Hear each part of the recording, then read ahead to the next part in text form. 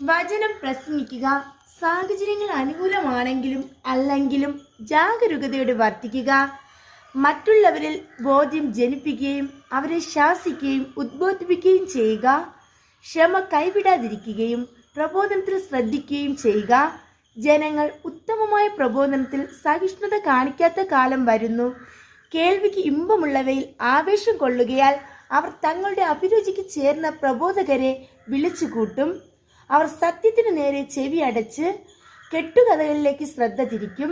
നീയാകട്ടെ എല്ലാ കാര്യങ്ങളിലും സമചിത്തത പാലിക്കുക. കഷ്ടതകൾ സഹിക്കുകയും സുവിശേഷത്തിന്റെ ജോലി ചെയ്യുകയും നിന്റെ ശുശ്രൂഷ നിർവഹിക്കുകയും ചെയ്യുക.